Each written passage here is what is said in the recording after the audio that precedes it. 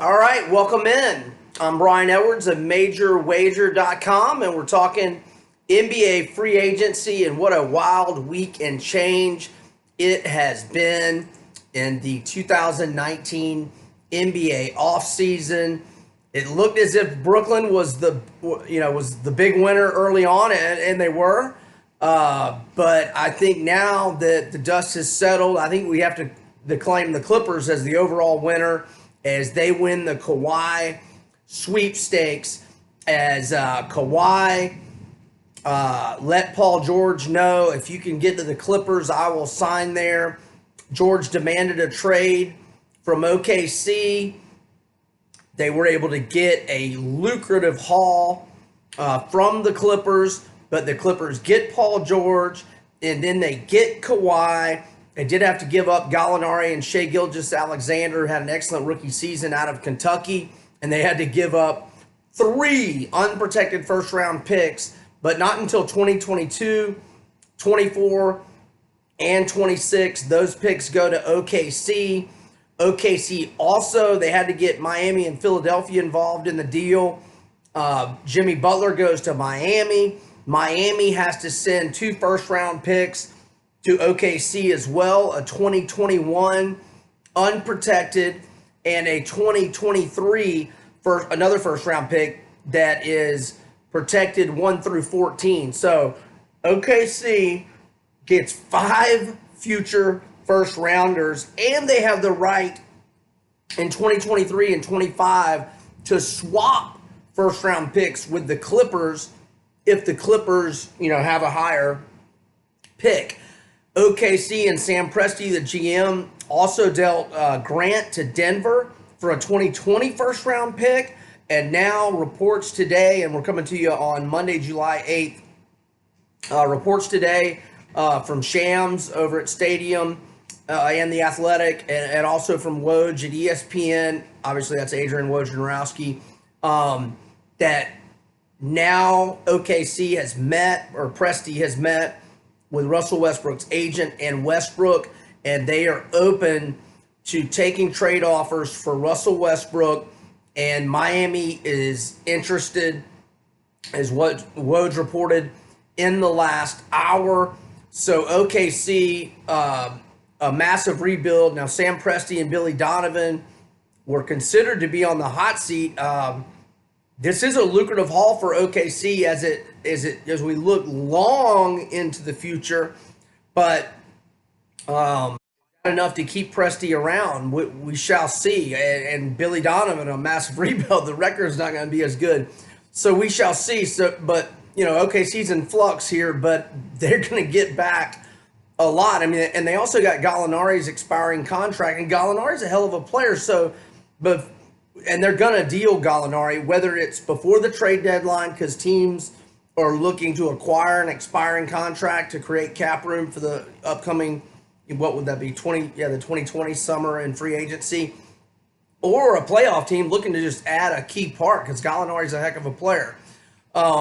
So now, where does that leave the future odds? Okay, so the Westgate Superbook, Jay Kornegay, Jeff Sherman, and those guys, they've now got the Clippers as the 3-1 favorites. Now, before the Paul George trade and the Kawhi signing was consummated, there was some expectation that the Lakers would get Kawhi, and the Lakers had already gotten Anthony Davis, and they had become the even money favorites. The Lakers are now 5-1, and actually Milwaukee is between the Clippers and the Lakers at 9-2, which is also plus 450, risk 100 to win 450.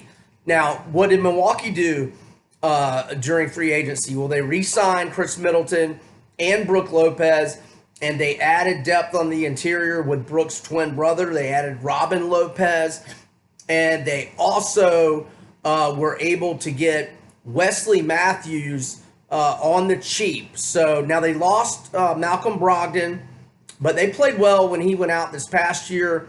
Indiana got him for 4 years and $85 million.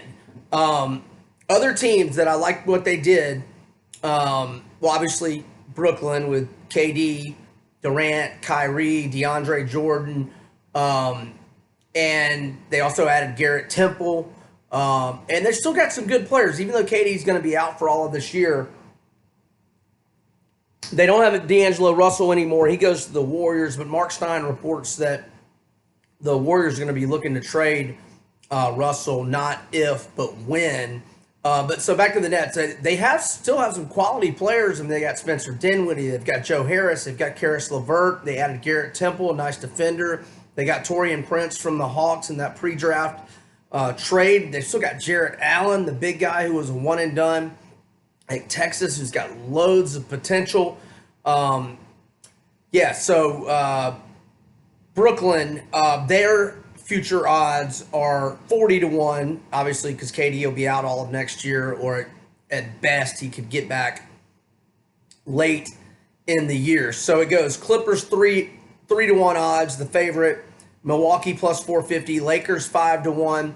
Sixers 8-1. Love what they did getting Al Horford. They lose Jimmy Butler, but they re-up with Tobias Harris. They also lose J.J. Redick, but now Al Horford can play his natural position at power forward. He's been playing center most of his NBA career, but he's most naturally a power forward, and I think that's a great pickup for the Sixers. And they're also, I don't know if it got finalized, that we're working on another, or with Supermax, or Supermax deal with Ben Simmons.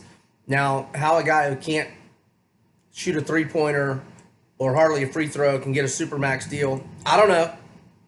How about that size for Philly? Embiid, Horford, Harris, Simmons. Wow, they should not have a hard time getting any rebounds. Okay, so Philly 8-1.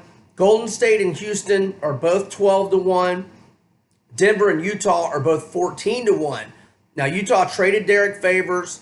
They lost Rubio in free agency to the Phoenix Suns, but they're fine with that because they traded for Mike Conley before the draft.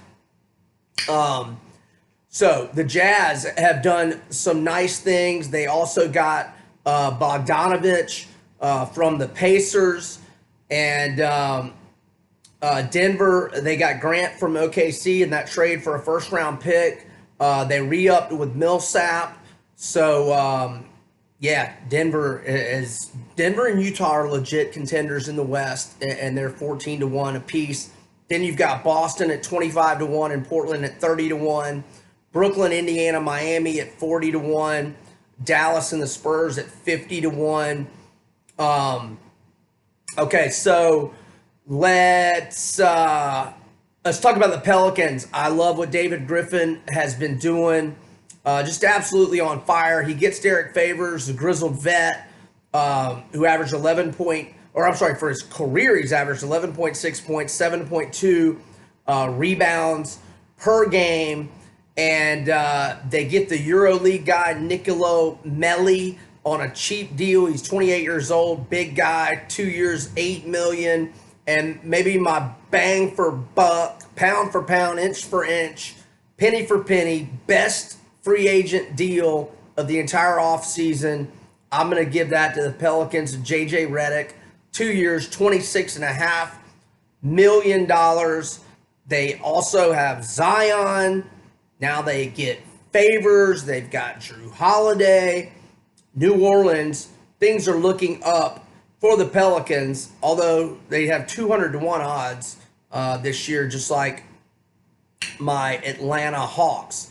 All right, other teams that I wanted to hit on. Well, just this move will give note because Derrick Rose had such a renaissance season for his career. In Minnesota, 18 points, 4.3 assists, 2.7 rebounds in 51 games. However, he bolts on Minnesota. 2-year deal worth $15 million to the Pistons. Orlando made some quiet, under-the-radar moves that were pretty solid. They kept their all-star center Nikola Vucevic. Yeah, I might have bumbled that pronunciation. 4 years, $100 million. They get Al-Farouq Aminu, 3 years, $29 million. They kept Terrence Ross in the fold, and they kept Michael Carter-Williams on a 1-year contract. I like what Sacramento did. They keep Harrison Barnes, 4 years, $85 million. They get the Hawks Dwayne Dedmon, 3-year contract, $41 million. And here's another one that was similar to Redick that I like a lot. I've thought Trevor Ariza is one of the more underrated players in the NBA. I've been saying that for a half dozen years. $25 million on a 2-year deal. That's a nice pickup. Ariza can shoot threes. He can defend 4 positions. Great length. Just have loved Trevor Ariza as a player for a really long time. Kemba Walker to Boston. They lose Terry Rozier to the Hornets. But Boston still tons of young talent. Still have Hayward. And then obviously just all of the young talent with Jason Tatum and Jaylen Brown, most especially. All right, so that covers. Oh, did I mention? So OKC is probably going to deal Westbrook, might be to Miami, so they're going to secure a lot more assets, and then they can get stuff for Gallinari, as I did note. And not only the Nets, their pickups, but what a just simultaneous pimp slap to the Knicks, who were dreaming in May of signing KD and Kyrie and getting Zion. Not so much for the Knicks. Instead, they settle for Bobby Portis, Elfrid Payton, and 2 former Tar Heels in Reggie Bullock and Wayne Ellington. Let me also note the Clippers also kept Patrick Beverley in the fold. So you could be looking at a starting lineup of Patrick Beverley, Kawhi Leonard, Paul George, Montrezl Harrell.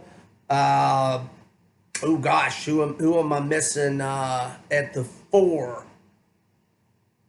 Shooting a blank there. The Lakers tried to counter the Clippers' moves. They did get Danny Green. That's definitely a nice pickup. And I think DeMarcus Cousins at 1 year, $3.5 million. Hard to complain with that. They kept Rondo. Remember, Rondo and Anthony Davis have excellent chemistry stemming from their time in New Orleans, that first round sweep of the Trailblazers 2 playoffs ago.